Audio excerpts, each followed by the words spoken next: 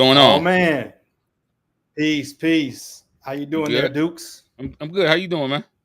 I'm good. I'm doing terrific, man.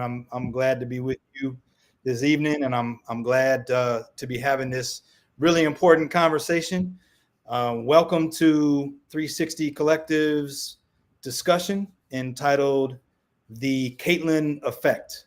We're thrilled to be talking about this with you now because we know that Caitlin Clark is an incredibly popular athlete in our country right now.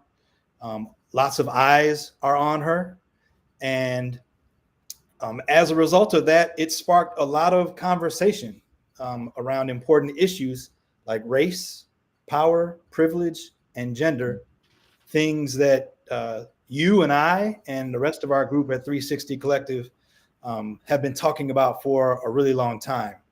For those that don't know who 360 Collective is, 360 Collective is comprised of myself, Isaac Castellaz, my good brother here, Amari Dukes, Timothy Hampton, and Grant Brooks, who are not with us tonight.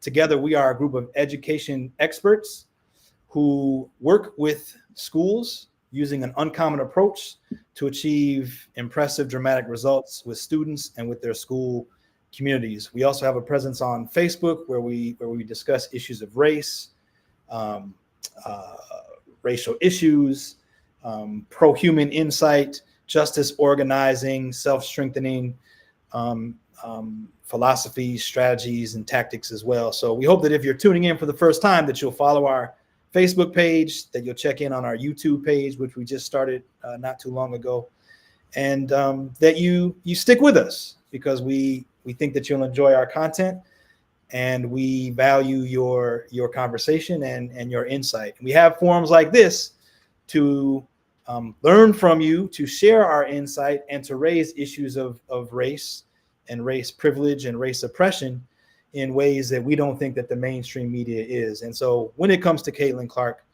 we felt like we needed to offer a take on this that we didn't hear anybody else offering themselves. But with that said, one of the things that we recognized when we put up this event, we got some reaction, we got some feedback, some got comments in response to this event that we weren't the right people to be talking about the conversation, or that if we wanted to talk about it, that we needed to have others present with us for that conversation. My response to that is that could be entirely accurate. And we hope that we do this topic justice tonight. And we trust that our viewers will let us know if we missed the mark.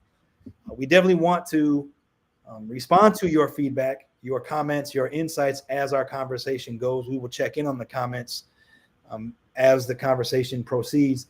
What's your take on that, Dukes? I've said a lot here, but what am I missing? And what do you think about us having a conversation about an issue like Caitlin Clark and the WNBA and issues of gender and even of sexuality? I, What are your thoughts? I do. I think that we're qualified to have the conversation. I do think that there could be some perspectives that we're missing um, if we're talking about women's sports. You know what I'm saying? So although we can hold the conversation um, in some ways, but we might oversimplify some things that we may not know because of not being a woman or not being totally present within that field. But at the same time, is that just there are a lot of overlaps in our society with things. So hopefully, we could bring some of those overlaps and make it a great conversation.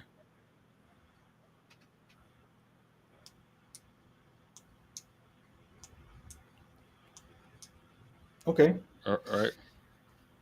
So we thank you for that, my good brother. So we are going to jump right in, and we will check in the comments. If you're here with us, let us know.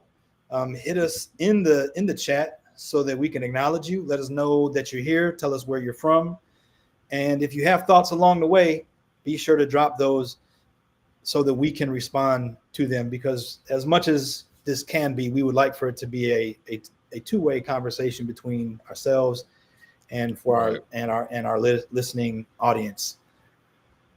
So one of the big questions, Dukes, is what exactly is the Caitlin effect? What are we talking about when we say the Caitlin effect?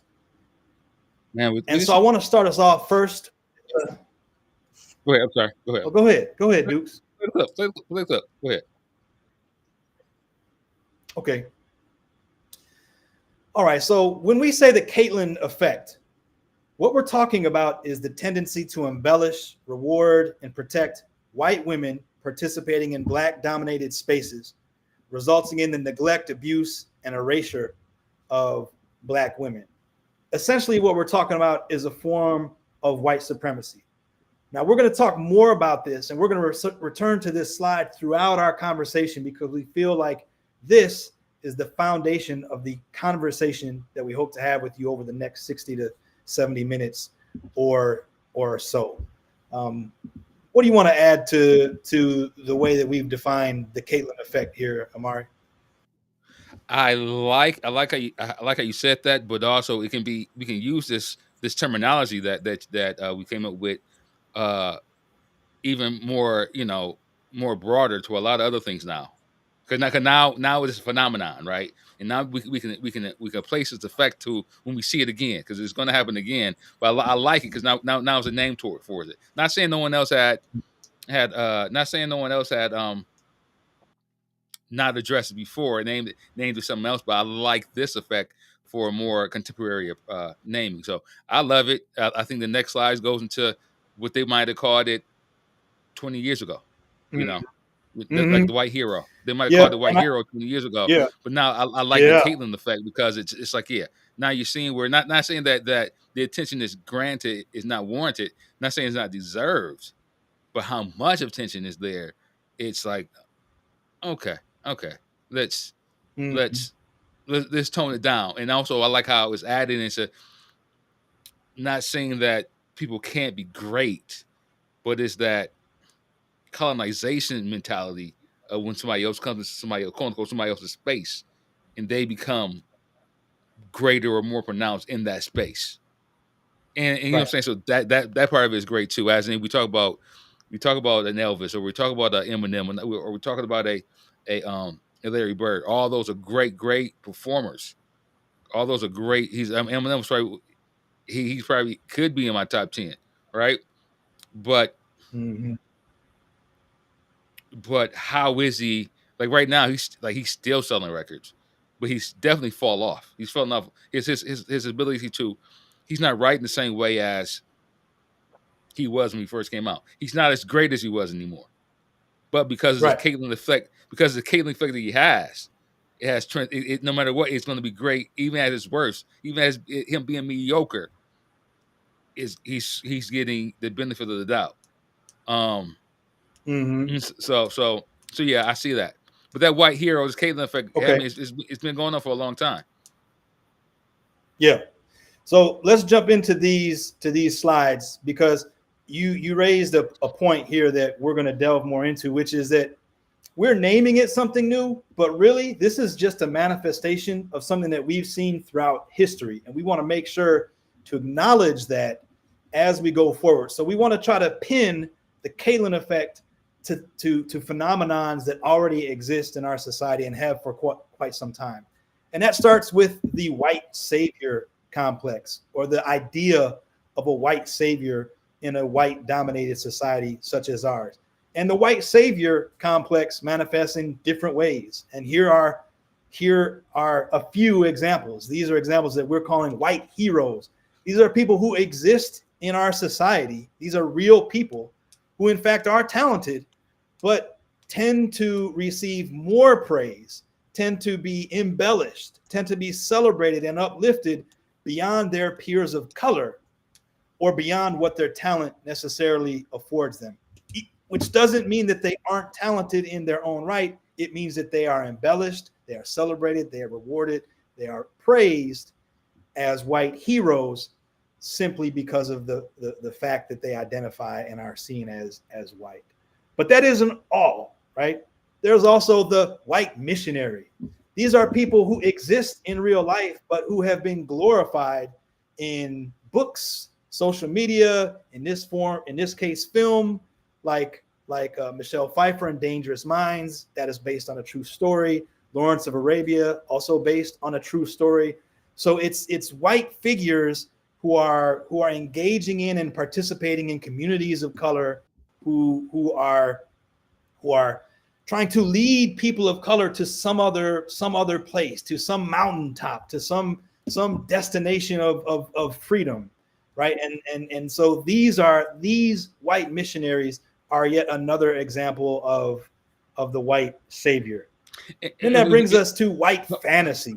Hold on, I want to add on to that. We can see that in nowadays, like you might see in neighborhoods that are being regentified in the beginning stages. And so you got white people Mhm. moving into predominantly black neighborhoods, and with the idea of we're moving here to help the neighborhood out. You know what I'm saying? The intention is great. Mhm. What they're doing is they have great.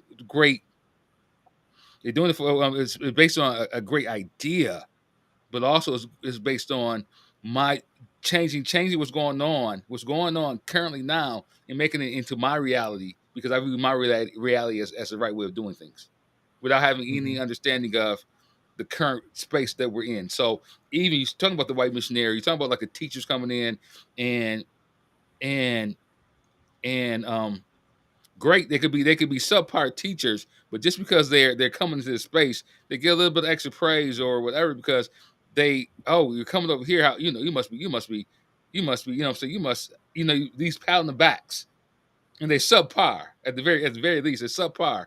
And I'm sometimes, if I talk to a teacher, you're talking about with this, it seems like they have this missionary syndrome. I said the best thing is you can do is, what happens is you feel like you got to give them extra.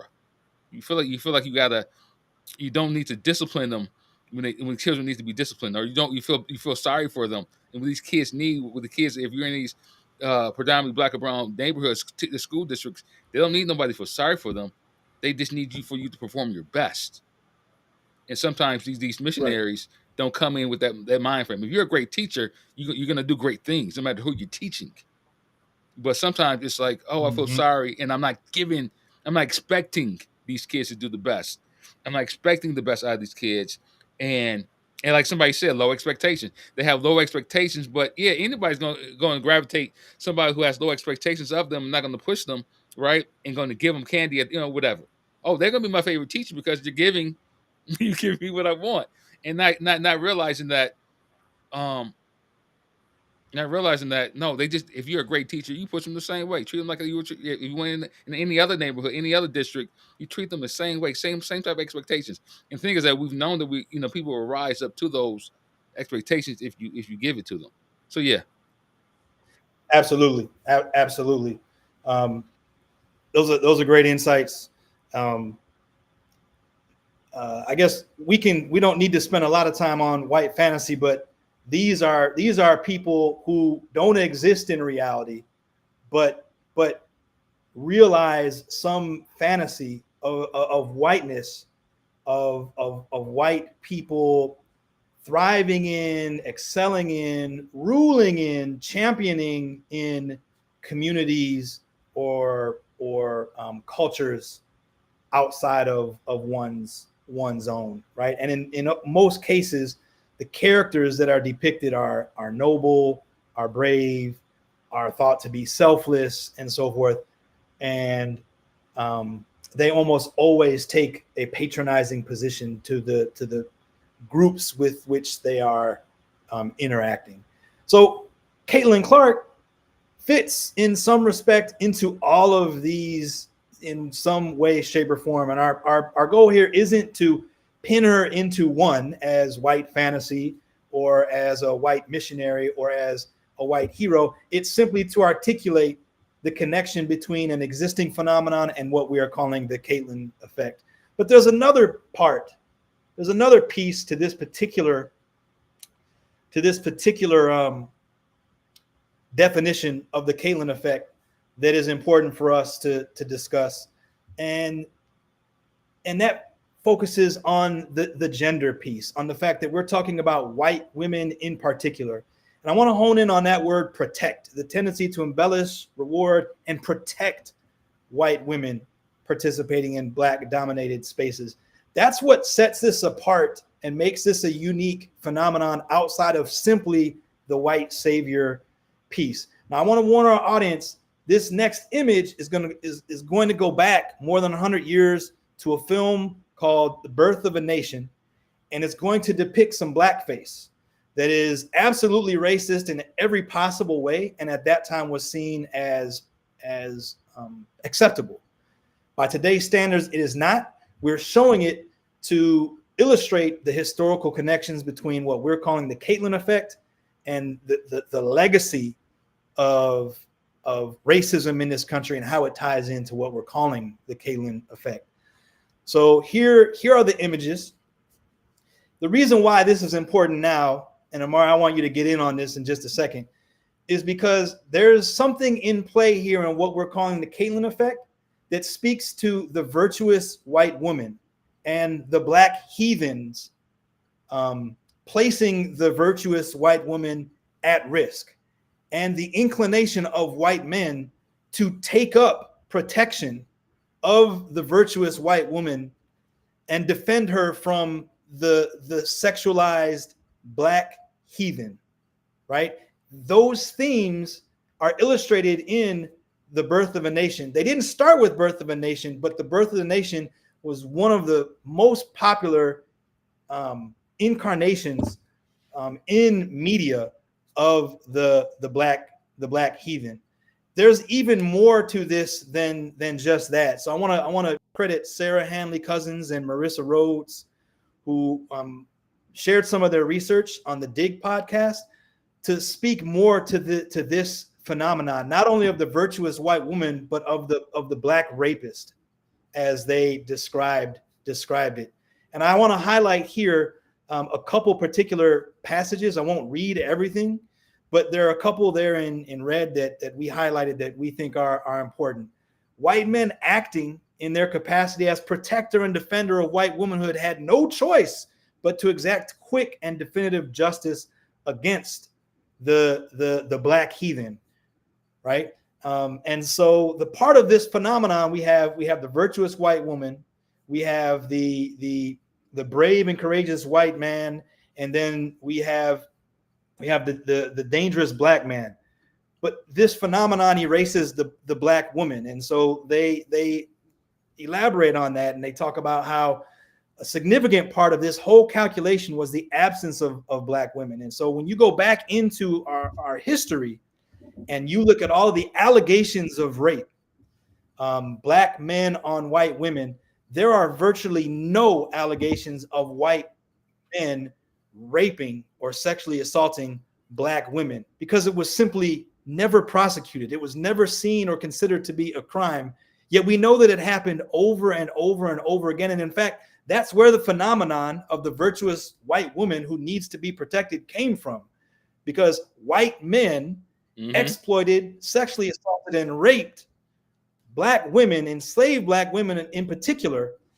And the worst fear of this white man was the black man getting back at him by taking his woman from him.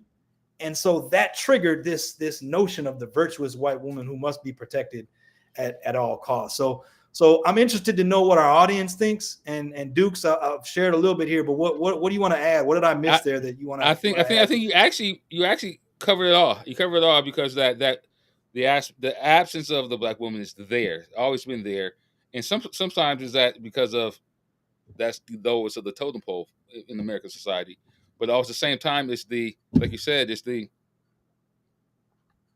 it's also the audacity, you think, of white men like feeling guilty about, because what we're doing, you automatically assume that this is going to be the get back, right? And it's not always been the case. It's not been the case, right? There is none of that get back that they thought, just because you're as evil as you're thinking or what you're doing doesn't mean someone's going to just do the same thing in those fashions, right? So I think that those things were how you explained everything was right on point. I really can't add anything else to that. Okay, so then let's look back. This is the definition that we started with, the Caitlyn effect. So we've illustrated now the embellishment. We haven't talked as much about the reward piece, but we've definitely talked about the protecting piece and its underpinnings in history. Let's move ahead and we've even talked a little bit about the erasure of Black women. We're going to talk more about what that looks like today in this particular situation with Caitlin Clark. So let's take a pause here. We're going to look at a clip from the NCAA tournament in just a second. But this is the point in the conversation, Dukes, where I'm interested for us to talk about our connection to women's basketball. What is your first memory of women's basketball, and then how were you introduced to Caitlin Clark?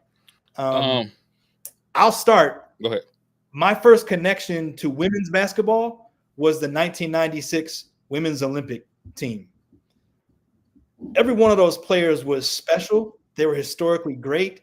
And because the Olympics in 1996 were held in the U.S., there was a lot of access to the athletes that were part of the competition that year. And so Lisa Leslie, Cheryl Swoops, Diana Taurasi, all sorts of different players, Carla McGee.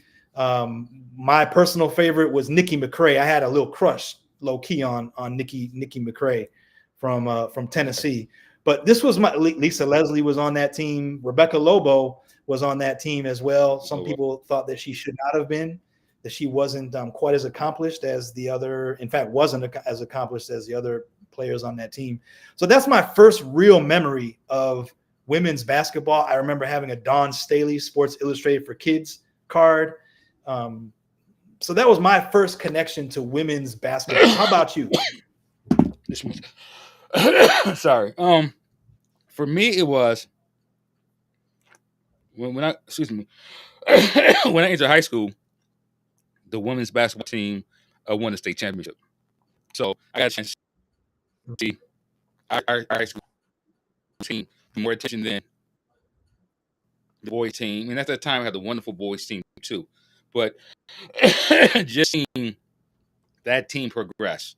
And also during that time, that's when girls and boys didn't play at the same time. Girls and boys didn't play at the same time. So you did get a chance to see the girls play, totally separate. We had more time to watch them play, but we saw them play in wonderful team. There even some freshmen were even on that team. So be able to see those freshmen for 4 years also, because we're the same grade. So saw them play, and they had a very good team. Also, went to the local basketball courts and seeing those same girls playing basketball on the big court in the park with the men, and being dominant. Being dominant. During that time, we had a few girls that were at least 6'3", 6'4", right? And so they're pretty. So seeing size, which is not normal for girls to be 6'4", 6'5". Didn't see that quite often, but we had that, and so then we were able to sit back. So it was easy for us to follow them, especially also the close proximity to that. So so from that standpoint, it was always around me. Now, how much did I care to see it after probably high school, whatever? It probably diminished a little bit, but I always had a appreciation for the game because it was more fundamental at that time. And so if you're not a hooper, right? I'm talking about the hooper. If you play at a certain level, playing with good girls. If you're not a hooper, you can sit back and say, in your mind, you sit back and say, "Oh, I can compete."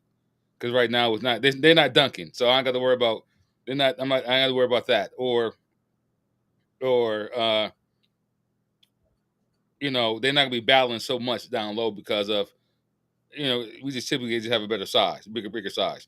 But outside of that, they're seeing them go. Seeing the fundamentals, the passing, the communication, the great teamwork, right?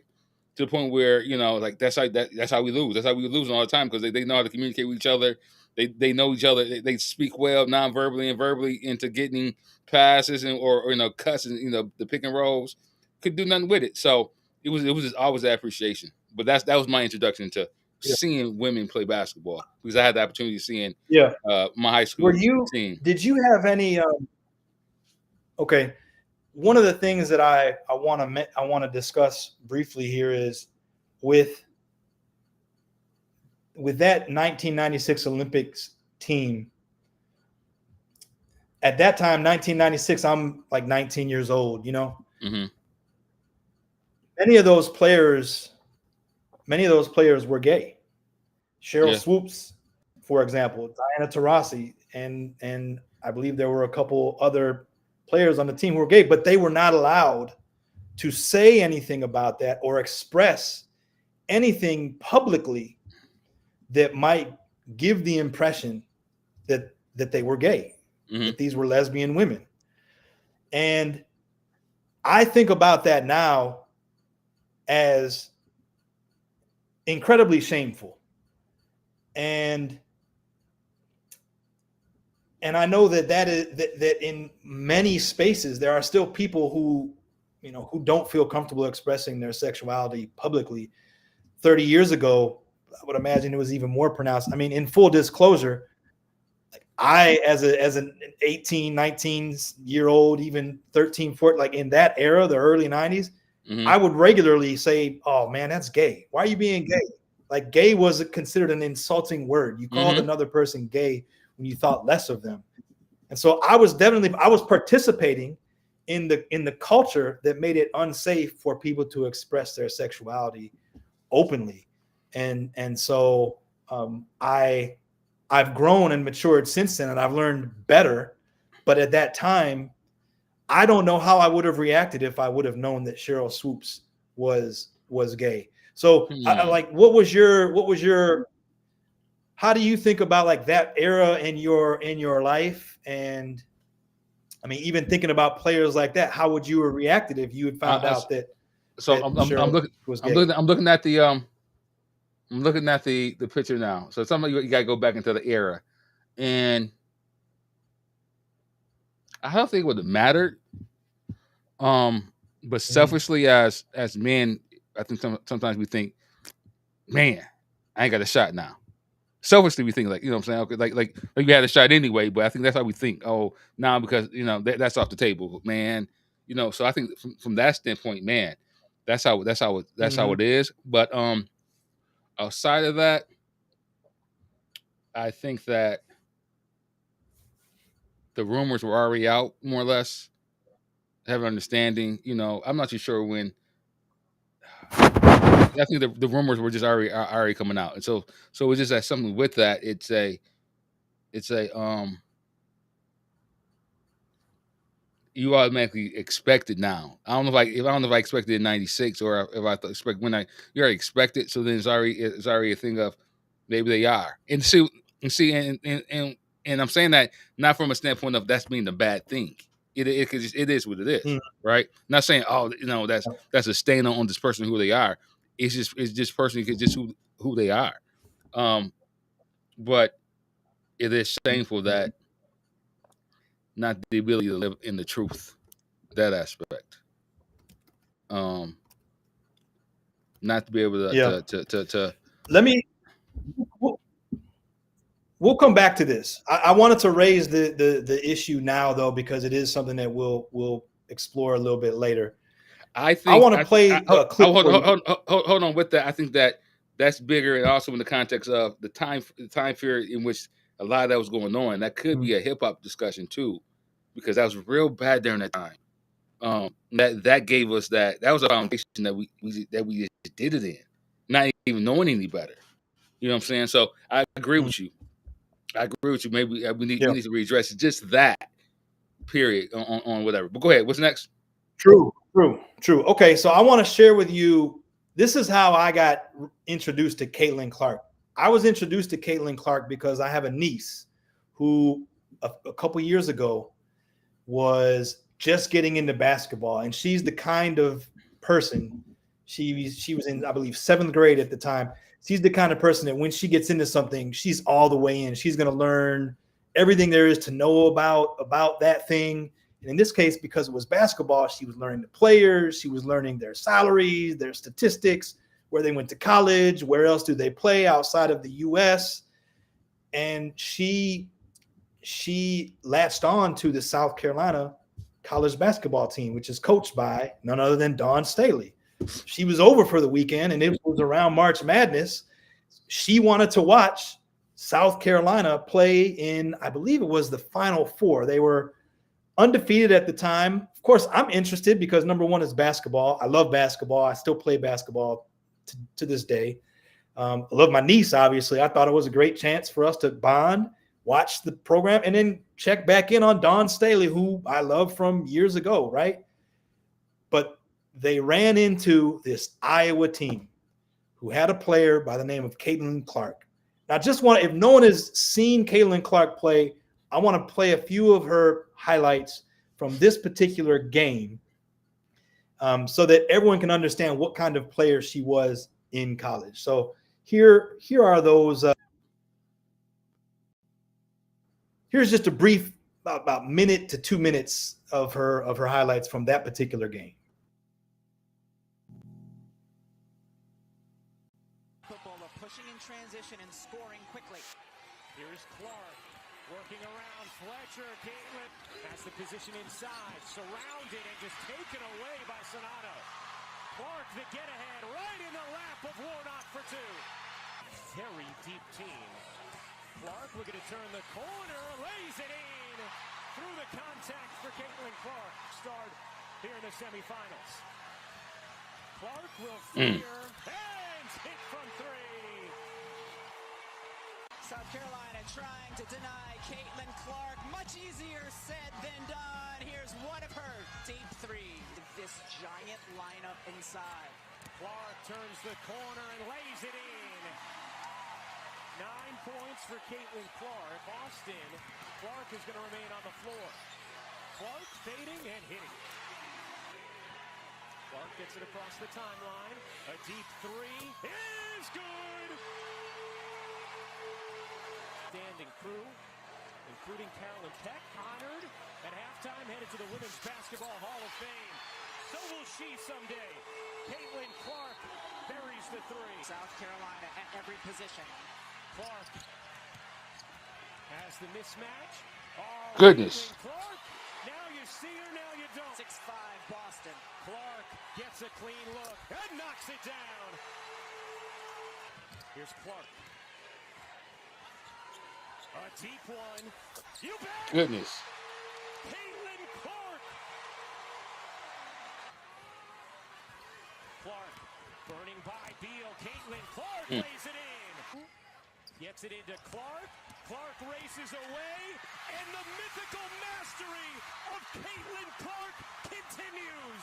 Iowa has conquered South Carolina.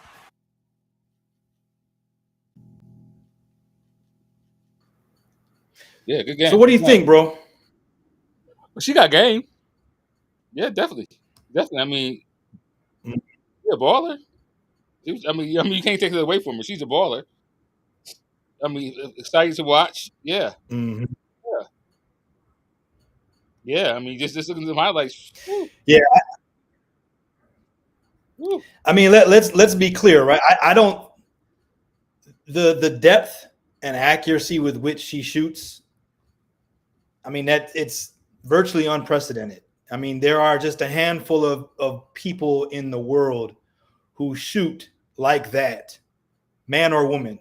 Yeah. So it is truly remarkable the way she shoots the ball. And I mean, some of her passing, we didn't see a lot of that in this particular clip, but her passing, I mean, her over-the-top passes, her full court passes, I mean, her court vision is also remarkable. I mean, there's a reason why she's the leading scorer in the history of college, Division I, let's say, college sports. She's a remarkable player and definitely like one of just a handful of players who can shoot like that and play in the way that she does. And so here's what was said after, not that game in particular, but the game before this, Dukes. The game before this, she had another great game, and she used this, they can't see us. You can't see it. Yeah, you can't see me. Yeah. Yeah. And this was, I believe, the game before the South Carolina Final Four match. So here's John Cena, well-known wrestler and actor, congratulating and celebrating Caitlin Clark's "They Can't See Me" taunt, her celebration, right? So that's important. That's important because of what happens next. And so I believe there's another clip. Let's see. Once Caitlin Clark gets to the big game, she plays Angel Reese and LSU. And LSU is a terrific. It's the last game for the championship, right? This is the championship match. This is 2023. Angel Reese and Caitlin Clark.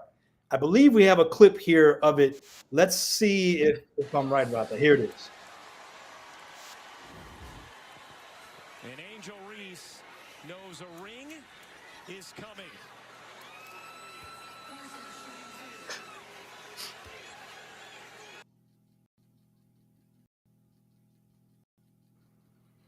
Yeah. Okay. Yeah. So the reason why we're highlighting that is because this was the reaction to Angel Reese doing the exact same thing that Caitlin Clark did.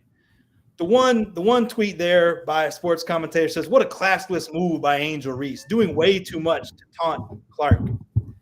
And another one says, "A classless piece of shit." Yeah. Yeah. So, much to be said. It's like I expect that from some people who don't play sports, who don't get it. That trash talking is part of it. It's in it. Humongous. I mean, if that's the case. If you have a problem with that, you have got to have a problem with all of it. But some part about it is that's just what it is, and it's also a mental game, and it's not just one side doing it. Like I said, she is a well-known shit talker herself, right? Because she understands the importance of getting somebody to say it, right? Absolutely. And I think that's where the outrage that came out later, maybe weeks after that it's all right for us, it's all right for them to do it, but not all right for we to do it, right? I think that's where they're not realizing that. But then it's the eliminating of, or it's not the looking at her past acts is the problem. You know what I'm saying? If it was just too much, it's too much. Then okay, got it. I mean, that could be valid, whatever. But you can't. They want to totally erase that part of it. That's one that's normal for the game. Two, she does it also. Right. And she's good. And she was celebrating when she did it. She was celebrating and she's good at it though, right? She's great at it. Absolutely. No one, and I don't think either one of us are trying at all to question her. I'm saying she's a great shit talker. Great shit talker. Great shit talker. She's a great shit talker. I'm not saying she Gary Payton on this, right? I'm saying, but she understands the part of the game of let me get in your head. I'm gonna turn the light. I'm gonna turn the light off on you regardless. I'm stopping and pulling this up. But imagine, telling somebody I'm about to shoot this in. You know what I'm saying? But but people expect that. People expect that in sports, because when you think of Michael Jordan or Kobe Bryant saying that, that's part of it. Right. But here's the thing though, that before we move to the next thing, the part that I think is important for us to highlight when we talk about the Caitlin effect is the protection that Caitlin Clark received when Angel Reese taunted her. It was okay for Caitlin Clark to do it. She was being a competitor. She was showing swag and confidence and just participating in the game like an athlete often does by talking a little shit. But when Angel Reese does it to her, she now is classless. She's called outside of her name and she's ridiculed. And that ridicule didn't stop. And it's continued. It went. Keep in mind, but that wasn't even the worst part. I think the worst part was when Jill Biden invited her to the White House. Because when whoever wins sports, whether it be championships or whatever, typically they get a chance to visit the White House. It's typical for every Right. sport, And so this year, keep in mind that if the girls win, they would have been invited to meet the president, the vice president, whatever it could have been, and Mm-hmm. and that's a normal thing. But for some reason, on this case, the loser get a Right. chance to get an invite. Right. Right. There it is. I mean, the How- embellishment, yeah, reward. I mean, that's right. that you're right. That's another great illustration of what we're calling From the highest. But then check this out. Go ahead. So now we fast. Yeah, we've moved now into the WNBA. She's gone through. She got again to the title game and lost. She was the number 1 draft pick. She became the number one all-time scorer in Division I history, men or women. She signs this massive deal with Nike, $28 million. And then even before the season started, she was considered the fourth safest bet to win the MVP. She's never played a game in the pros in her life, and she's the 4th best odds-on player to win the MVP award for the entire league. And so then you got Gino Auriemma, who's a Hall of Fame caliber coach in women's basketball, and he says the delusional fan base that follows Clark disrespected the WNBA by saying she's going to win in that league and tear it apart. To go into that league and tear it apart, that she was set up from failure right from the beginning. So what are your thoughts on this, Duke? I think this is totally right. I think that what it is that just as if people talk about the difference between college football and NFL. It's a big difference, right? You're talking about the speed is different. The reaction, your game IQ is totally different from playing the college to the pros. I think it's even worse for the NBA because there's not a lot of spots. It's less spots and for women basketball to play because there's less teams. All right, so that means there's not a lot of spots for women to take. At the same time, I think the talent for women college ball is even better in some ways than it is for the men's sport right now, right? So there's not a lot of spots to be taken. So that means there's not a lot of teams, not a lot of spots. The competition has to be tremendous, right? Because I mean, you got wonderful players, and for to expect someone to come in and to be great or have an impact is just for anybody for that league is crazy. I think that people are not realizing there's a curve for her to play on, and not giving her the ability to live on that curve is going to be to her detriment because she's not going to be great. And it's all right for her. The thing is, it's all right for her not to be able to be great, right? But expecting her not to be expecting too much of her. Keep in mind, expecting too much of her and not won anything. She has not led her team to anything. Right. Expecting too much out of somebody who hasn't proven anything leads them up to failure. You're leading this girl to fail.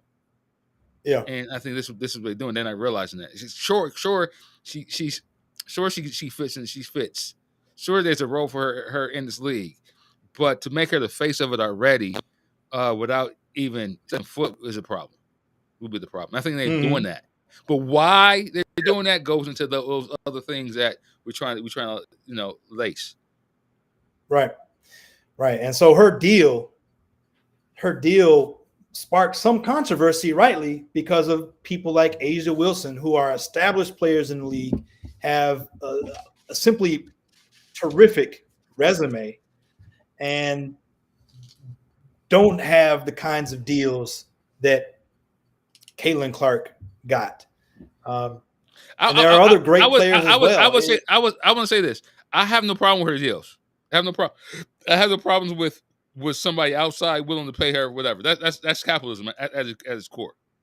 It's capitalism at its core. It's not capitalism on this. This is not based on merit. and capitalism shows this, right? So if we're agreeing on this level of for capitalism, that's just a wash. Somebody want to pay somebody something, that's fine. They got the right to pay them whatever they want to pay. We as consumers have an obligation to sit back and say, I don't like this. I'm not going to buy that because I don't. You know what I'm saying? So we have roles too. We have obligations too as consumers. So if Nike want to pay her what they want, what they want to pay her, that's fine for Nike. If Wilson want to pay her, I think that's fine.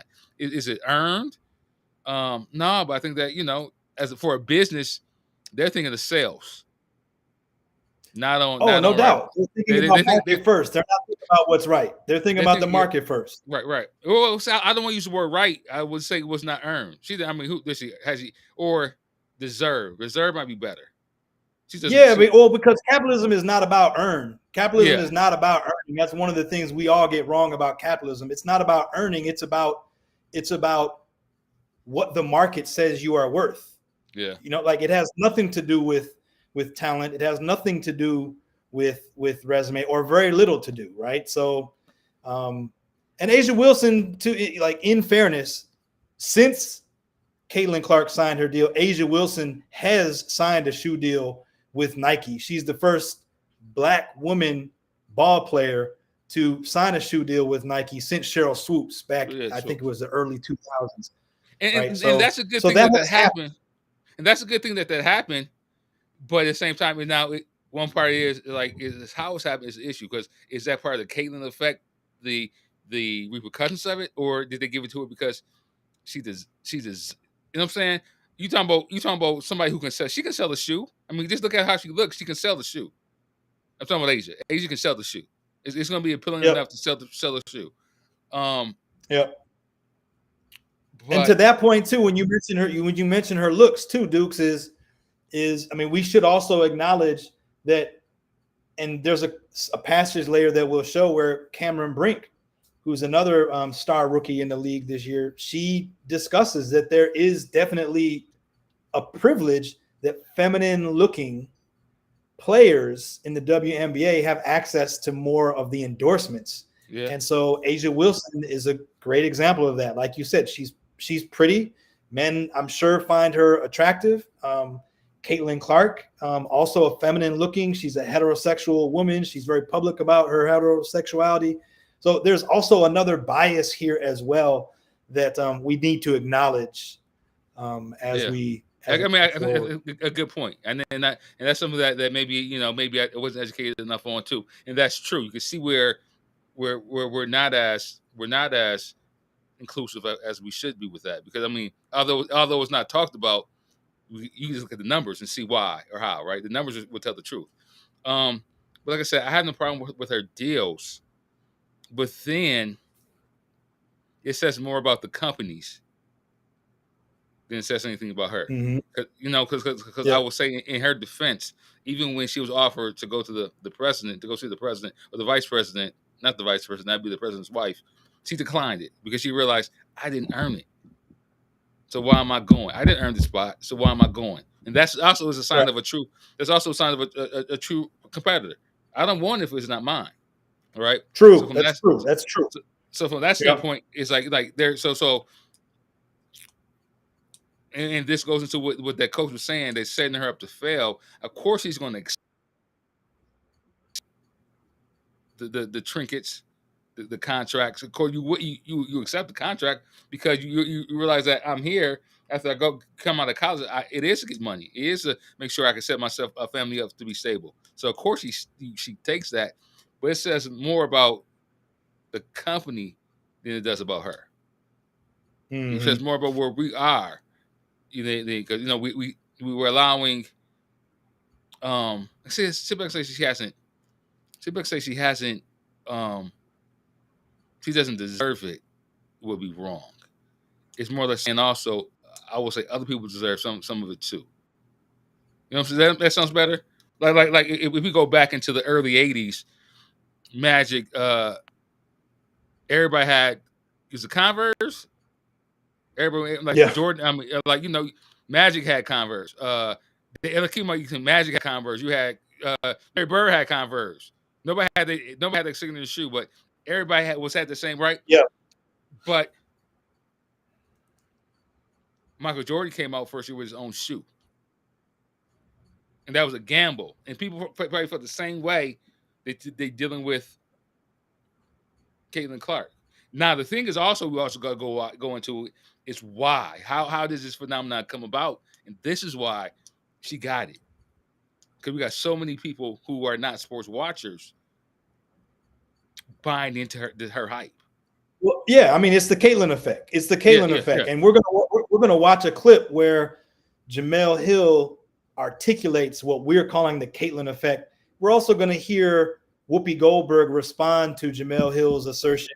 And we're going to hear another host from The View as well share her take on some of the things that we've talked about so far. But real quick, it's interesting you mentioned Larry Bird and that era, because when Larry Bird left college, a lot of folks don't remember this. Larry Bird actually left college and then sat a year because he didn't want to get drafted by a particular team. Mm-hmm.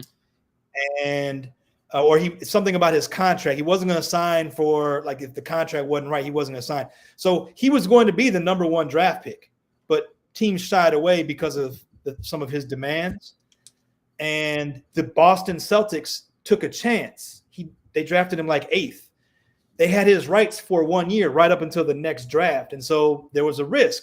A lot of people said that the Celtics never should have drafted him because they were never going to get him to sign, that Larry Bird would never get the kind of contract he wanted. The Celtics gave him a contract that was unheard of for rookies at that time. And folks in the league resented Larry Bird for that contract, for the money that he was being paid even before he had done anything in the NBA. I don't think at all that it's an accident that Larry Bird was also white, right? Yeah. So, but let's play these clips. I want you to react to these. I'm really interested in your take. So let me cue those up for you. Okay. Not only is she good, not only is she a record breaker, not only does she have an electric style of play, but she's white, she's straight, and she's from Iowa. So you have an underdog story that's in there. You have somebody white that, that matters in this country. I mean, it mattered for Larry Bird too, in that people who had not seen themselves dominate at a level from that particular place, being from Indiana, hadn't seen themselves dominating in the NBA, that created more of a sensation. And Angel Reese being a post player, I think that also is why people tend to minimize just how good that she is. Because listen, we have greatest player debates all the time. You know who's always left out of that discussion? Kareem Abdul-Jabbar, even though his resume is stacked through and through because frankly, it's part of a positional discrimination, if you will. It's part of the many things that are fueling all of these conversations about Angel Reese, Caitlin Clark, and just how people are looking at the WNBA as a whole. I think for a lot of people, seeing women compete the way that they compete is very startling. What's also startling is that you have a league that is about 70% Black. And when you have, much like we saw with the hip check that happened between Kennedy Carter and Caitlin Clark, anytime that you see Black on white, where you have somebody Black doing something to somebody white in a physical space, in an athletic arena, it creates a entirely different wave of discussion and reaction than it normally would. Getting back to us talking earlier about Angel Reese and Caitlin Clark, I promise that Angel Reese did that to somebody who was Black. Had she did that to Camila Cardoso or somebody from South Carolina, it would not have become the thing leading all talk shows across America. You have people who want to cast Angel Reese as the villain in Caitlin Clark's story because that is unfortunately what happens to outspoken, confident Black women like Angel Reese, who has a very good sense of herself and understands what the storylines being created around her. That's why she said, I'm happy to play the villain if it's bringing more attention to the league. But keep in mind, when she left college in her final press conference, she also talked about the weight and the toll of that, of having to face death threats, having to be called racist names for the last couple of years, simply because of her competitive rivalry with Caitlin Clark. Jemele Hill compares Clark to Steph Curry for being relatable to fans, but claims the fact that she's a straight white woman plays a big role in the hype around her. It's not the numbers that she puts on the scoreboard. So I want to point something out. She is the NCAA's all-time leading scorer of men and women. In February, she broke the women's record. In March, she broke Pistol Pete Maravich's 3,667-point record. She's had more 30-point games than anyone in the past 25 years. Yeah. Okay? She holds a single season 3-point record for women. She's the Big Ten's all-time leader in assists. Now, listen, you know, when people say stuff like that, that's like people saying, oh, you only got into this Ivy League college because you're black, or you only got this because of this. This girl earned this. I'm sorry. You know, there are great players, but nobody else has done this.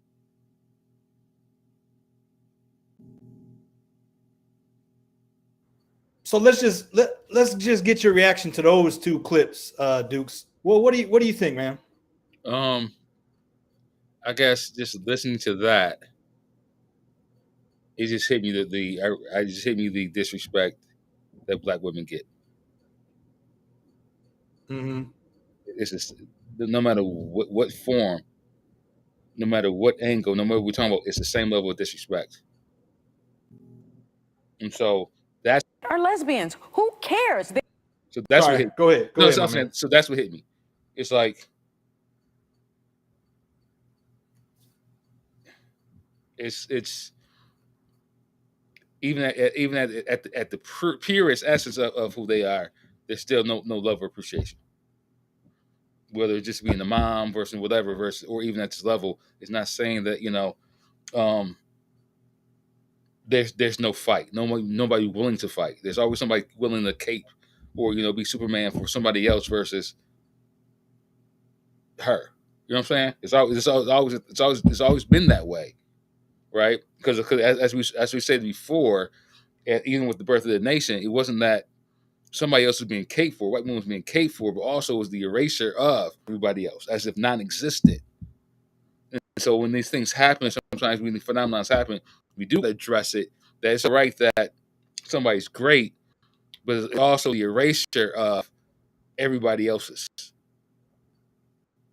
Right? So no one's saying that she's not great. No one's saying that, but when you do certain things and make it appear as if nobody else was there, that's the problem.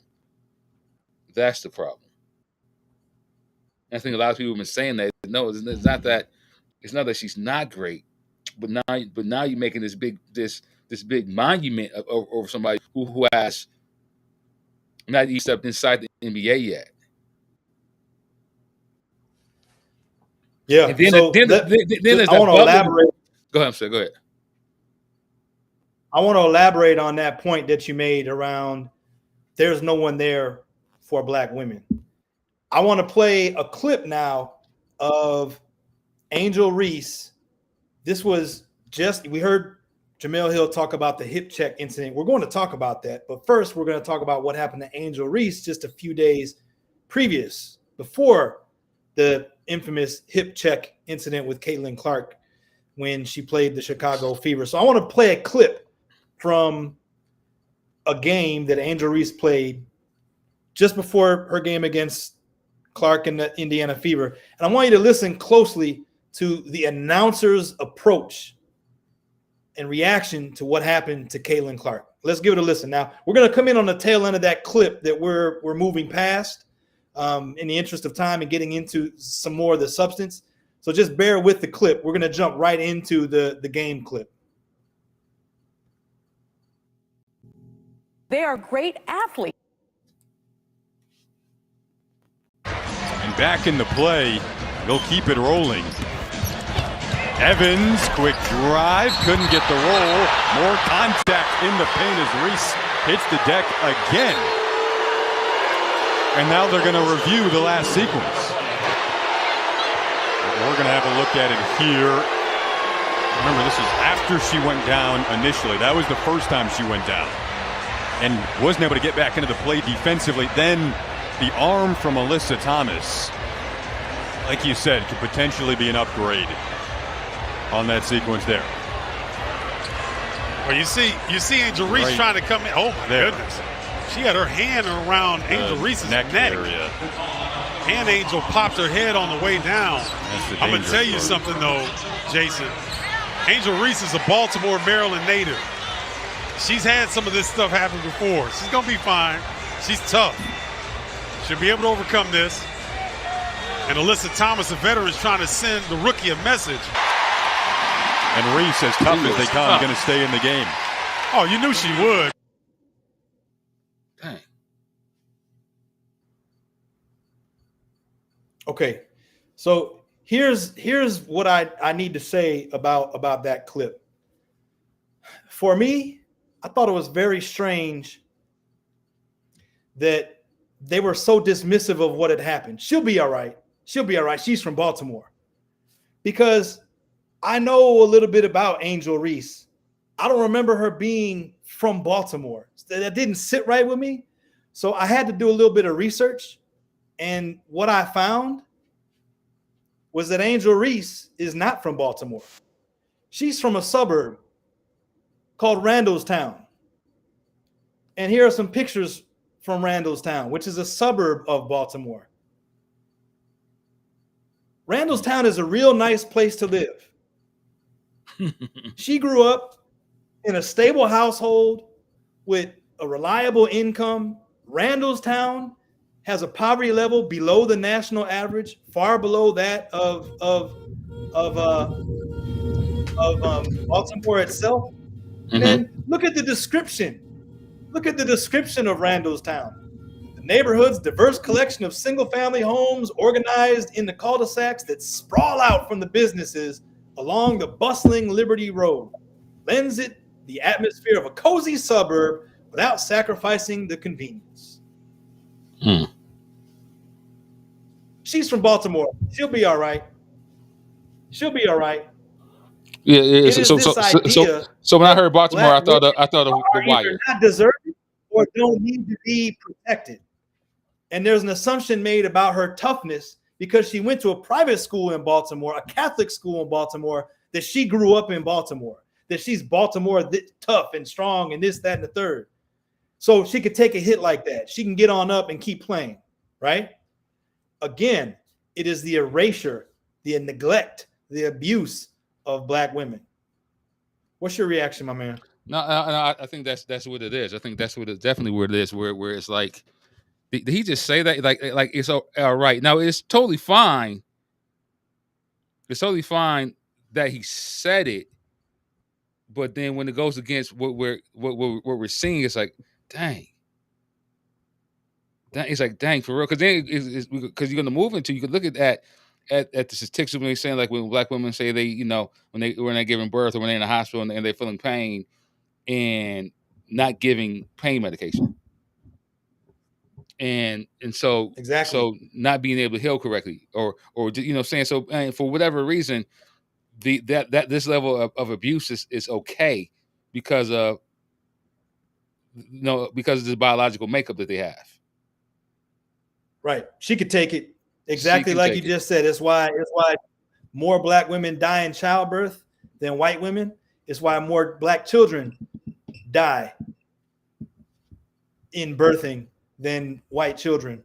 There's been studies done about exactly what you're saying, that doctors don't believe Black women when they say that they are in pain. And there's this long-standing stereotype that Black people are more impervious to pain than white people. I mean, it was one of the rationales behind the Tuskegee experiment.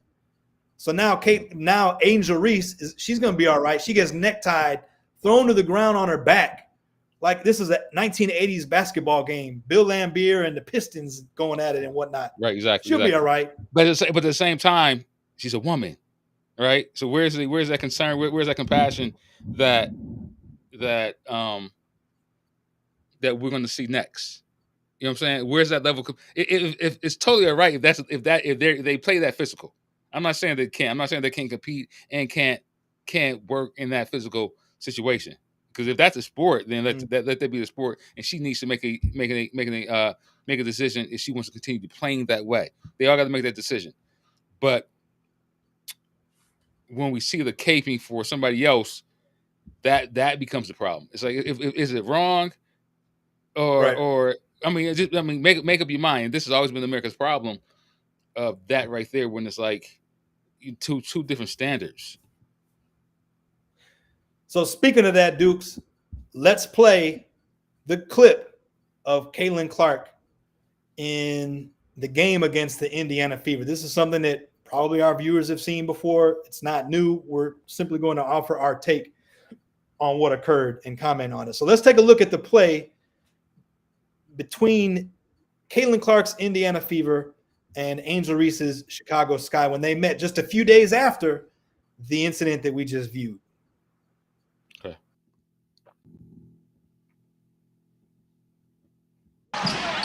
Mabry doubled off to Carter. Her jumper is good. Kennedy Carter now with 12 points off the bench. And then the lay from Boston, as the officials are going to take a look at what just transpired between Carter and Clark. They called an away from the ball foul because it happened prior to the inbound. So then anybody can shoot the free throw. Of course, Indiana would have Clark as a great free throw shooter shoot it. A little surprised that it's nothing more than a common foul beyond that.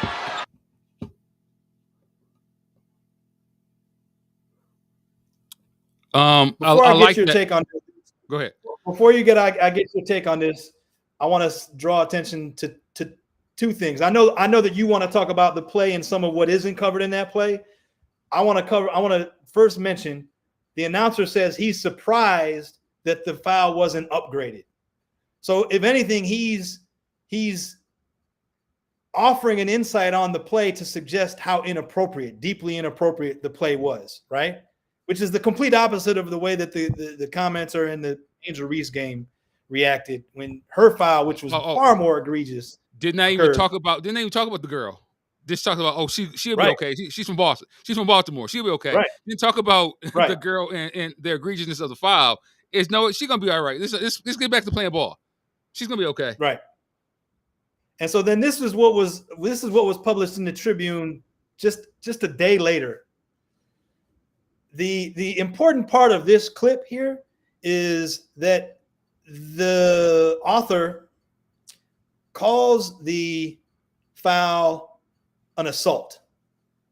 That this outside of basketball, what happened would have been an assault.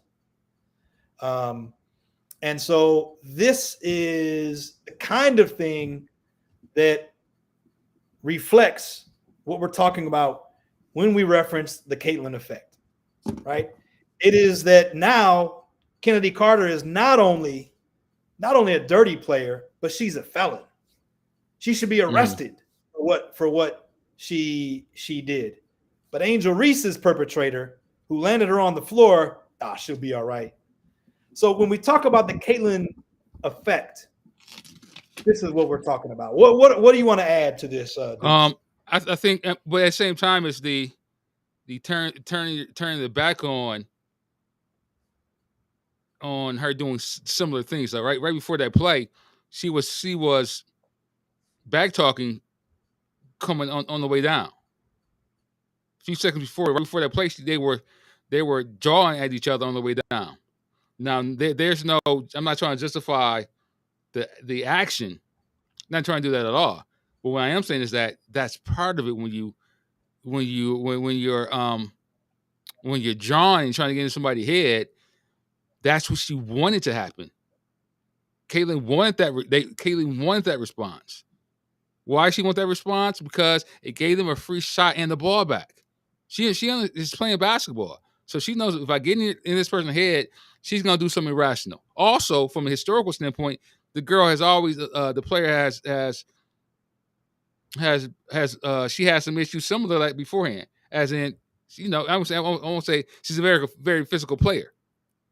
So she had already dealing with those things already. So if you already know you're a physical player, and she's been kicked out of the league for whatever, let me say some things, and maybe she may do some things physically to me to get kicked out, to get ejected, right? And that's just part of the game. If I know that you got 4 fouls, I'm doing something to, you know what I'm saying? I'm doing something to get things going. That's just part of the game. So she's not innocent. She's throwing her hands and hiding her. She's throwing rocks and hiding her hands. The things I don't want to say she's doing it. I want society's doing it. Society is not trying to look at her misgivings of doing things, because she was talking trash on the way down. Absolutely. And, right. But that's not so following that. I want to say, but that's the way the game's played. That's the way the game is played, right? She's playing. Clark is playing the way the game's played. She doesn't need this level of protection. She doesn't need it because she's going to be she's fine. Not asking for it. Like she's not even asking. She's not asking for it. She's not asking for it, but she does have responsibility. And I think a lot of white players, I don't care what sport it is, get off the hook when it comes to these type of situations. When it comes to race or whatever, whatever, they don't have to respond to these things. But the pressure and the responsibility comes upon African American players or black players, black and brown players, to speak on this. But imagine that level of stress of, I have to speak for my, you know what I'm saying? Why aren't you asking Tom Brady about this? Why aren't you asking, any other player about these type of situations? Why aren't you asking Caitlin Clark about these situations, whether it's dealing with race? But everybody else, and she's getting a pass to say, to not even speak on some of these things. Yeah. So I want to play a clip of Stephen A. Smith and another analyst, Monica McNutt. She's a fantastic analyst. She covers men's and women's basketball. And she and Stephen A. got into a heated conversation about Caitlin Clark immediately following that foul. So this is one of the things that Stephen A. Smith said. And of course, it's no surprise that Fox News is interested in any critique of Caitlin Clark, and is themselves going to protect her as much as they possibly can, even if they don't know the reasons explicitly why they are doing so, or maybe they do. Either way, it's definitely an example of the Caitlin effect. It's the tendency to come to the protection of white women who are participating in black spaces. The conversation gets a little heated, though, because Stephen A. Smith is saying the WNBA had better be careful. They better protect their cash cow. These sorts of plays are out of bounds and should not be tolerated. And so we won't play all of it, but we're going to play some pertinent conversation between Stephen A. Smith and Monica McNutt. And then we're going to hear Stephen A. Smith's reaction on a podcast later to this particular conversation. And then we'll hear Monica McNutt explaining her point of view about that conversation. So I want you to weigh in after you hear their conversation together, Stephen A.'s reaction later on a podcast, and then Monica McNutt's thoughts on what transpired in their conversation. So let's take a listen to that now. Got you. We're talking about them maximizing their great potential. And because we bring that up and talk about what potentially might get in their way, which we do to men all the time, now we got to sit up here and watch every syllable. I resent that, and I'll leave it at that. All right, so let me. I know we got to go to break. Welcome to the world of being a woman, Stephen A., and how you have to dance about your word choice and you have to please everybody and anybody as you navigate your being. We are talking about the world's greatest. How about being a black man? Being black. Hold on 1 second. Have you? So this is what I'm saying to y'all, though, and I know we got to go to break, and we didn't necessarily go there. Maybe we should. There are so many layers in this conversation around the way that it's being discussed. When you no. And yes, Shannon, I know y'all are gonna say and Stephen A., I know you just shared that you have talked about the WNBA on your program too. You guys may not have said everybody, but the prevailing sentiment for folks that are just joining the WNBA and following women's sports is unfair to the women of this league, to your point, who have laid the groundwork for Caitlin Clark to come in and now take it to the next level. That's all I'm saying in these conversations. Kennedy Carter's behavior is not indicative of the entire league. We are still talking about competition where you are allowed to get a little extra elbow in if you are competing and you do it within the parameters of the game. The game is physical. Caitlin is helping to grow the league. These women understand that, but she cannot be babied as a rookie. That's all I'm at. All right. Who talks about the WNBA? Who talks about women? Who talk about women's sports more than First Take? Stephen A., respectfully, with your platform, you could have been doing this 3 years ago if you wanted to. Wow. All right, we got to go to you guys. So did you say you're my guy, but who does more than Stephen us? A., I'm talking to you. I'm talking to you. Wow. Don't do that. I'm talking to you about the power that you have. Okay. I'm talking to you. First Take has spearheaded diversity and equity. You have any idea how offensive it was for me to sit there and hear Monica McNutt say that about me when I'm the one who handpicked our roster on First Take? I'm in charge of content. I'm in charge of the contributors that are on the show. That would be me.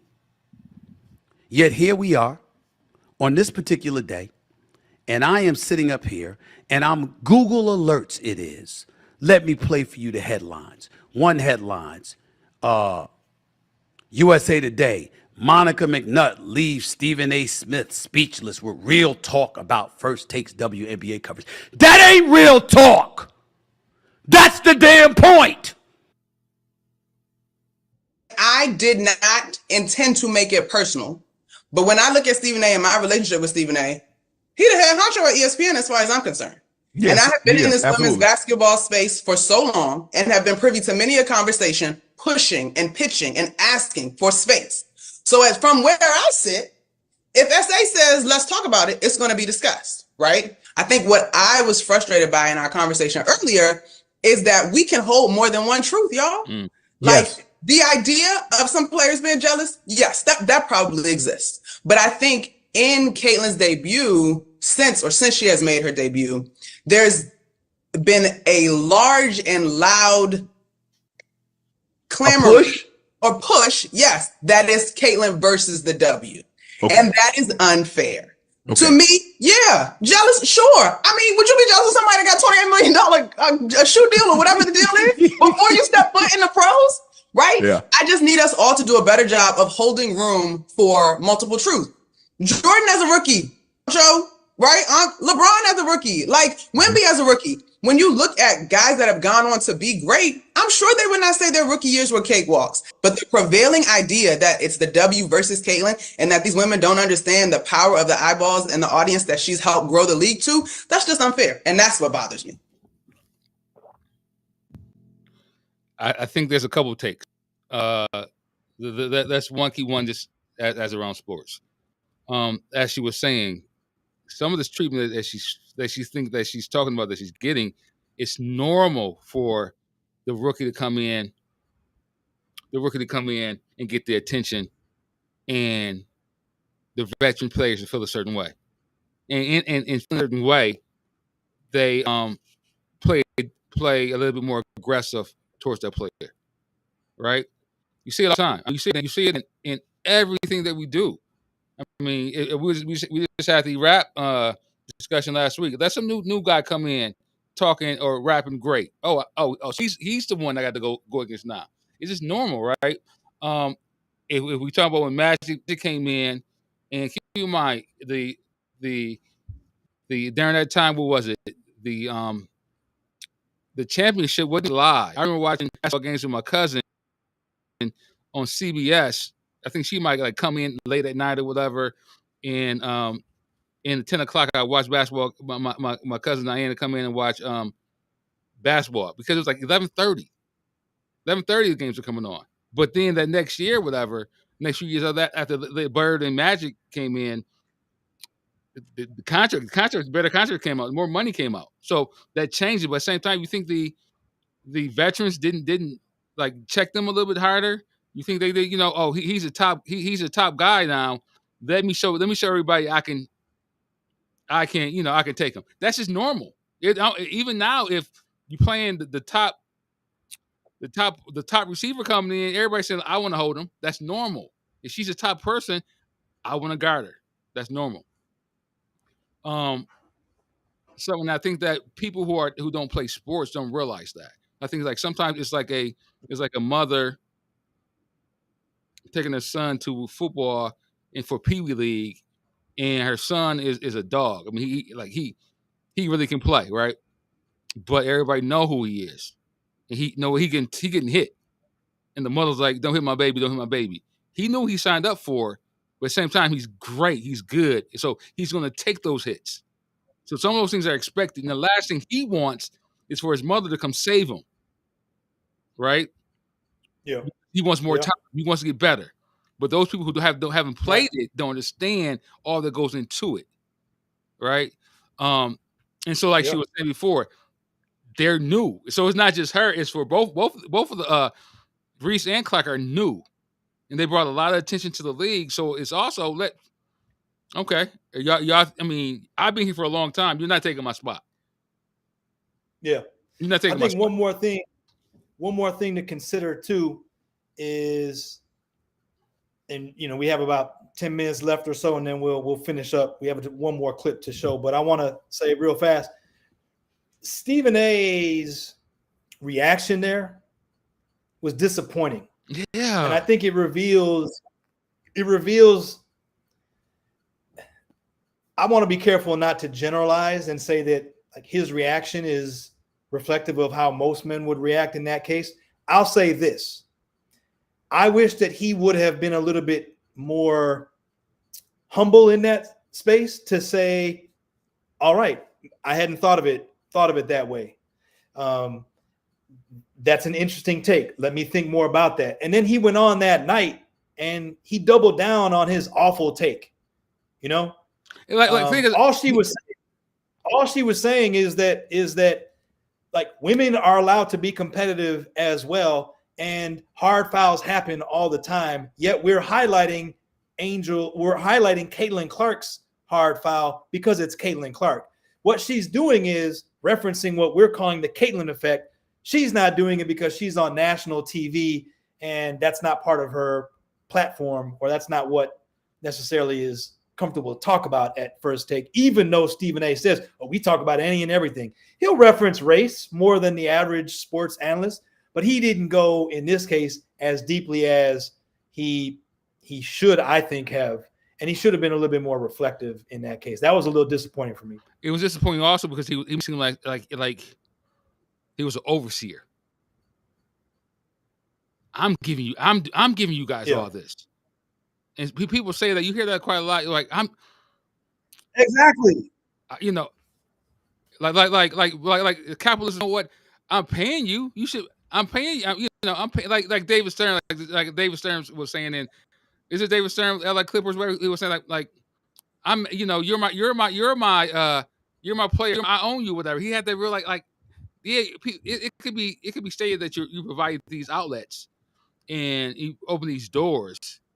And we give him that. We give him that. But at the same time, it's like now it's like it's going to your head. Like, no, I mean, no, it ain't like you. True. And Dukes, he doesn't give shots. He puts you on when you are a proven commodity who can enrich First Take. He says it all the time. When Monica McNutt got on that show, she had already been doing Madison Square Garden games. She had been working college games. She had been working for pay-per-view networks, all sorts of things. And the other women analysts that he brings on board as well, they've proven themselves elsewhere, and getting on his show is like the pinnacle. His show is the highest rated sports show there is. He's not taking risks with anyone at that level. He's putting you on because you can add financial value already. Because you already proved it to his product. Yeah, exactly. So when he says, I decide this and I decide that, you're deciding based on who will enrich your bottom line. You're not thinking first about who has a take that I don't have, or who is going to tell it the way it needs to be told. He's saying, who can enrich my bottom line, and then who can bring a perspective that maybe you don't have. It's just so, it's very, it wasn't, when I heard it, it wasn't even about him, and he made it about him. So like the thing was, this is what he said when she was talking about black women, and then he said, well, what about black men? We're not talking about us right now. You know what I'm saying? And that's it. We're not talking. All lives matter. Yeah, all lives matter. Right, well, right now let's talk about this. Especially since we're talking about women's sports. Can we stay focused? Mm-hmm. So then he took it personal for no reason, and it's like, yeah, it's very disappointing. Yeah, and I will also say, in fairness, as a white man, I think that I got in to view part of a conversation that I don't deserve necessarily to be part of. You know, like the ongoing conversation about how black men and women cope with or try to overcome racial oppression in America and relate to one another and love one another.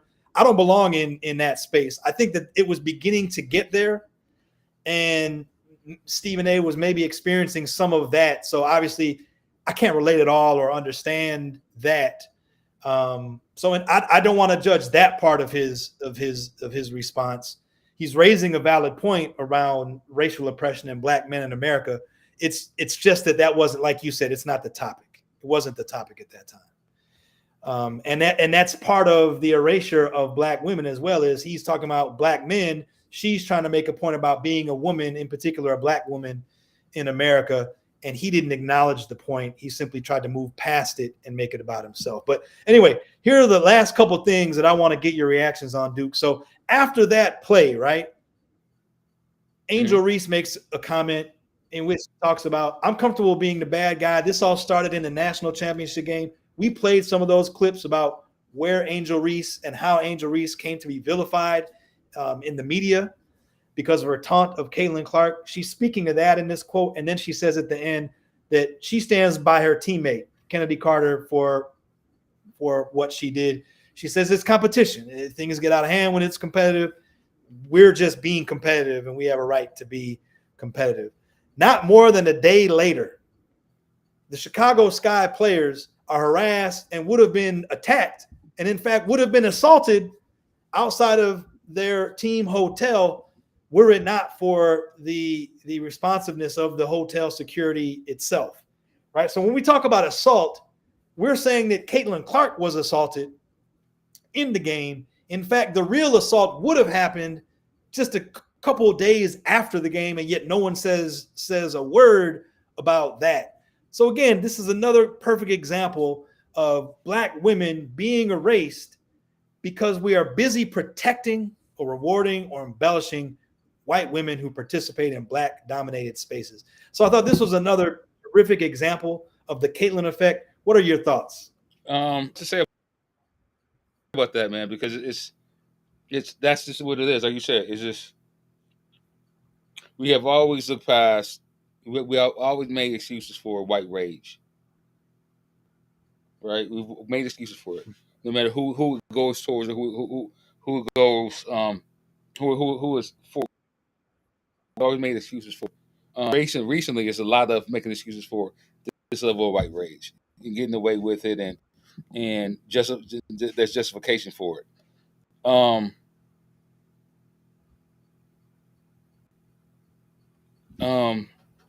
Is it the problem? The problem is like there's no protection. There's no protection. At no sense. At no point there's no protection.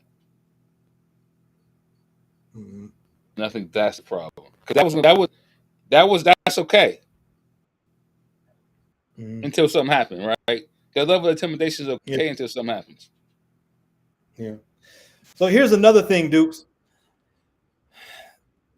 This goes to the point that you were making about the pushing and the shoving that occurred before Kennedy Carter hip checked Caitlin Clark in that game. Caitlin Clark is known to have some issues herself, getting along with teammates, getting a little frustrated, and that's shown up in the WNBA as well. She leads the league, at least a week ago. She led the league in technical fouls. Led the league in technical fouls.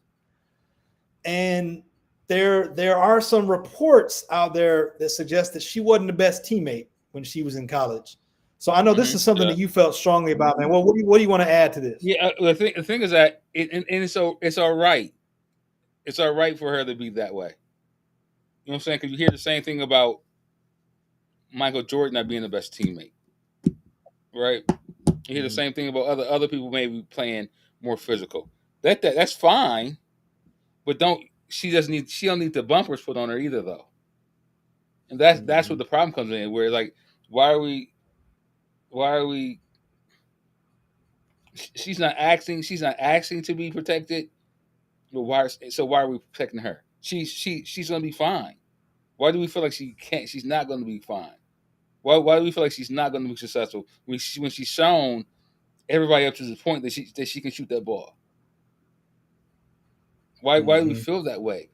Of course, it's something because then why? Because it goes into everything that our history has shown, and that's why everybody's automatically thinking. At the same time, she deserves giving her something she doesn't deserve. That spot on the Olympics team too. Right. Keep in mind. So there's a history of her being a bad teammate. There's history of her having a I won't say attitude, but not playing that certain way, playing physical, talking trash. There's a history of it. Her teammates say that during the 4 years of college ball, and it can be seen. We've shown it to be seen in her play. Right, we've shown it to be seen in her play, but it's still not marketed as it being an issue. And I'm not saying that it is. I'm just saying that if this is an issue over here, it should be an issue over there. And that's the problem that I'm having with. And then the outrage of the level of outrage of that is that. There's a whole nation of people saying like there's the big outrage of why is she in this Olympic team now? Why does she deserve? Like it's like she deserves a spot. Right. When there's better players who have proven to play at this level that got the spot. Right. Yeah, and I mean, they won 7 gold. They got 7 gold. They have 7 gold.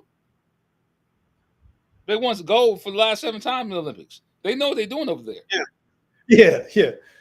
And to that point, like Caitlin Clark she's struggling in some ways in the NBA. She's the rookie scoring leader. She's scoring points. She's managing to hit her shots, but she's also turning the ball over.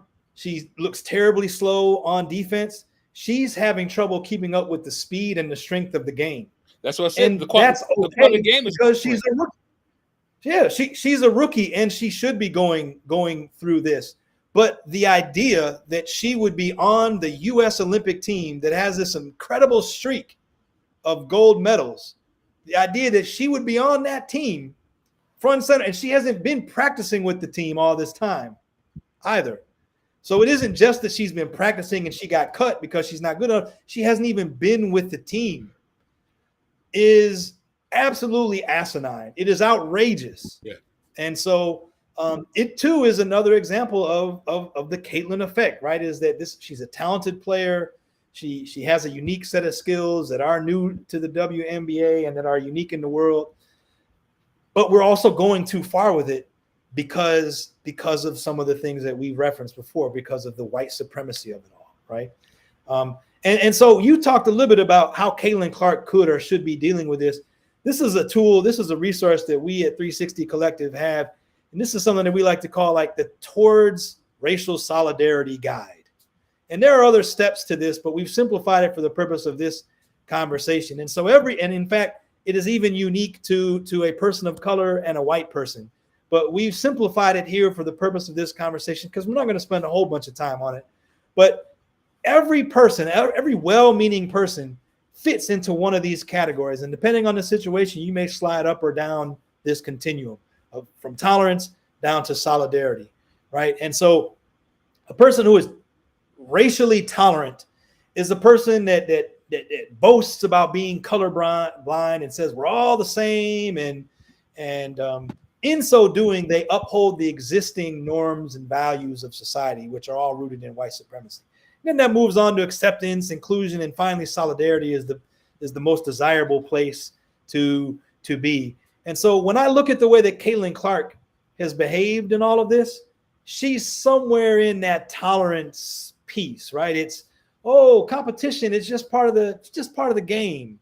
The hip check, it's just like I'm learning, or she's giving us these sound bites. But she's not actually talking about the privilege of it all. She's not talking about the white supremacy of it all. She wants to try to avoid and steer clear of that. Whereas you have someone like Jamel Hill, who is more in the inclusion and the solidarity piece, who's being very open, or Asia Wilson, who's being very open about the existence of white privilege and white supremacy. and are talking comfortably about it in public. And so I think Caitlin Clark herself has opportunity to move down this scale from tolerance to solidarity. And I think also this is something that applies to all of us in the way that we approach issues of race and skin color as well. We'll post this on our page. It's something that we can explore further in other conversations, and anyone that's interested can get a closer look once we do put it on our page. But it's a tool that we want to leave our listeners with, because we don't ever want to leave our listeners without a solution or an opportunity for growth or an insight that they can make their own. So before we play our last clip, Dukes, what's your reaction to the Towards Racial Solidarity guide here? I think anything else you want to add to it? I think you pretty much explained it, but when it comes to probably Caitlin Clark, she might need to understand exactly what type of organization that she's working within. And so the WNBA has had a very activism type of stance for some things. Think about their role with Black Lives Matter for the last few years and their stance on that, and being very vocal, even more vocal, some have said, than the NBA was. So there's understanding of this is who you're playing. We're playing with players and playing with a league that speaks openly and outwardly about certain situations. And some part about this is that staying within the acceptance and tolerance level is not going to get it done. And the thing is that maybe that can be the new status quo, because now the league is going to grow, maybe, and maybe that's what they want. That's going to be the level of expectation, because now everybody doesn't want her to speak that way. People don't want her don't want her views on those other things. As I was reading somebody somewhere else, you probably can expect the hearing Caitlin name on this campaign trail. That's just how cultural the divide is coming, right? Mm-hmm. So now her expecting her to be adjusted on this may not happen, because now not knowing how she may feel, which she hasn't addressed it or said anything, we may not never know, because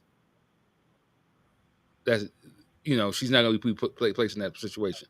But at the same time, being used as a pawn on one side or the other.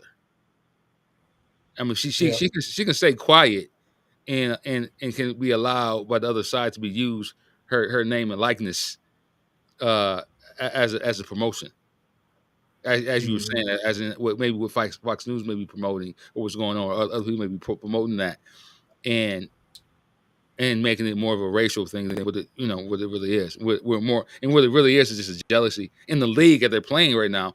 It seems to be more of a jealousy thing than a racial thing, right? The people, I mean, she's the hot person right now. So now we're gonna now about go ahead. More about we're talking more about racial solidarity now, and so with illustrate for our audience a couple examples what racial could look like,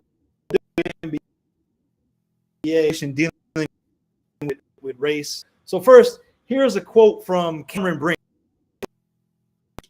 She's talking about privilege that exists for young who appear feminine. So this is one it look like to be more in the racial solidarity piece of it all, right? So when we go back to this particular resource here, that's racial solidarity, right? For her, maybe it's in the inclusion piece. She could be testing her courage to confront racist power, but certainly it's in that inclusion solidarity aspect. I want to play one more clip. This is Paige Buckers, and this is Paige Buckers when she received, I believe it was the Player of the Year award as a freshman several years ago, before Caitlin Clark became the phenomenon that she is now. This is her receiving the Player of the Year award in front of an audience of millions. Let's take a listen.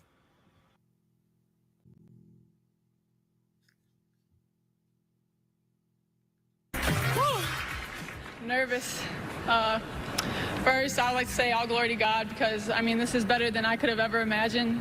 I'm just a small town kid with really big dreams, and I'm honored to show all the little kids that are watching this that dreams do come true if you work hard and you have great faith in your life. A huge shout out to my friends and my family and everybody that helped me get to be where I am today, especially my coaches and my teammates. I stand on this stage alone, but without them I wouldn't have this award, and they've sacrificed so much for me. With the light that I have now, as a white woman who leads a black-led sport and celebrated here, I want to show a light on black women. They don't get the media coverage that they deserve. They've given so much to this sport and the community and society as a whole, and their value is undeniable. And in the WNBA, last season, the postseason awards, 80% of the winners were black, but they got half the amount of coverage as the white athletes. So I think it's time for change. Sports media holds the key to storylines. Sports media and sponsors tell us who is valuable, and you have told the world that I matter today, and everyone who voted, thank you. But I think we should use this power together to also celebrate black women. So to Maria Taylor, Robin Roberts, Maya Moore, Odyssey Alexander, to all the incredible black women in my life on my teams, to Breonna Taylor and all the lives lost, and to those names who have not yet learned, but I hope to share, I stand behind you, and I will continue to follow you and follow your lead and fight for you guys. So I just want to say thank you for everything.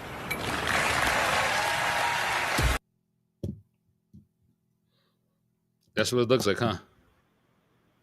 Yeah. I mean, that's an example. I mean, no. That was. Whew. Yeah, I mean, it's a public pronouncement, and so in that respect, it's just words, but there's also power in that. And for someone like you or me, who are more in tune with racial issues and speak more regularly on it, it's one thing, but there are people watching that, right? And like I'm impressed that she used her platform to do what she did. So that's an example of racial solidarity. Right. You're right. It's just because it doesn't have to be that right there, but like it is. But like I said, and like I like how she said, it ain't all not putting all the responsibility on her, but like she said, the media is a problem. What she said, I forgot the numbers was like it was like maybe 80% of the league is black. I forgot the numbers. I don't want to misquote it, but yeah, 80%, but only 30% of the awards, or the attention, or the sponsorships, or something like that. She was saying, so all that just goes to shows that and Dukes. You know what happened? You know what happened within a year of her saying that? Guess what Stephen A. did? What? He put 3 woman analysts on First Take, including Monica McNutt. And another one, I believe her name is Andrea Carter. Okay. And then Kimberly Martin. They weren't on First Take in 2020, 2021. And that's what she was saying. Paige Buckers said that. Now, I'm not exactly. So I'm not going to suggest that Stephen A. did that to respond to Paige Buckers, but I am going to say that she's shown a light that people paid attention to. Right now, if that's all that Paige Buckers does in her life, then it will not be in a life in service of freedom, justice, equality. But if she keeps doing what she's doing with her platform, man, that's impressive. That's impressive. Yeah, that's nice. That's nice.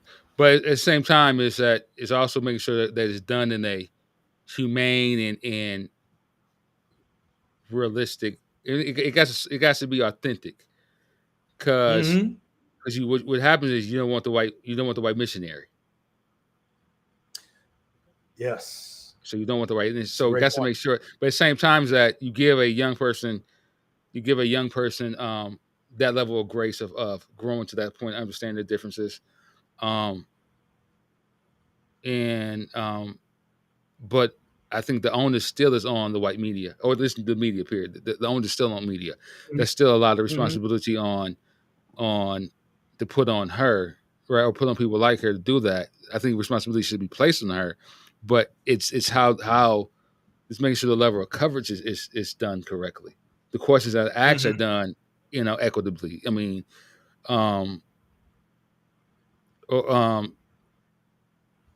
the problem is that we have so many people on the show who are not part of the culture of basketball, trying to lead the discussion, and it's so many other great players that can get attention in the WNBA. You can add on, and like I said, so what can happen is if they're talking about what a lot of teammates do, you're talking about her, you talk about your teammates too. You're talking about Caitlin, say, well, you're talking about my player, and me. You can also talk about me. You can talk about her teammate, or so you could do. I mean, there's so many things that can be done because there's so many other great players that needs the attention that can grow the sport too.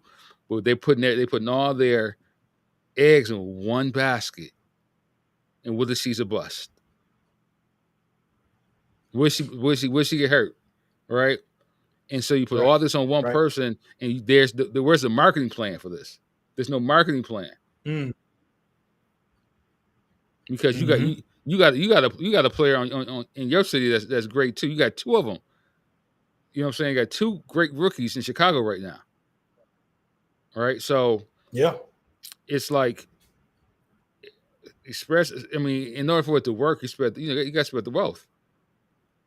You got to spread the wealth. Because I mean, it's just too much for one person, and it's too much for one person on how the WNBA is allowing it to go. Because it has nothing to do with skill now. It has everything about the virtuous white woman more than anything else. Like she can't. With that said, my good brother, I was saying like she can't commit any wrong, right? That's the problem. The same thing with white men, and it's always that's what white supremacists. Y'all, I mean, it's so much. Y'all got to do everything right. Imagine it's time for y'all to sit back and say, I want to let me be human. And right now, she's not even. She can't even be human anymore. She can't be human. Right. Yes, I mean, whiteness dehumanizes white people psychologically, and it dehumanizes everybody else in material ways and intellectually and psychologically as well. I agree completely with that. That Caitlin Clark doesn't want the kind of attention that she's getting. She wants to be great in her field. I don't think she's asking for it's all of us. It's people like me who are doing this to her and protecting her in ways that she does not want to be protected. She can protect herself. We need to get out of these tropes. We need to recognize when we're pervading them. She needs to recognize and speak out more on them in a way that is humane, not patronizing, and avoids, exactly like you said, the white savior complex. But with that said, my good brother, we got to get going. I want to shout out, man. Listen, this was a great conversation. This is our next event. This is for educators. We are organizing a professional development series. It's called the Abundance Mindset for Educators. And we are interested to have educators come out to hear us talk about this exciting new professional development series. It may be right for you, for your school community. We want to talk to you about it on June 26th. We'll be live right here on our page, presenting to you this new professional development series and taking questions that if you may have any. There's more information on our Facebook page about this event. In fact, I think actually there's a registration. It's a free registration. The link is embedded in the event on Facebook. So if you are interested in this exciting PD, we want you to check it out and to connect with us. So with that said, my good brother, it's been a pleasure talking with you. No and doubt, I look forward to doing it again sometime. All right, man. See you in a few weeks. I guess All right, I'll talk man. to you. Real power speaker. No, right. Thank you. No doubt.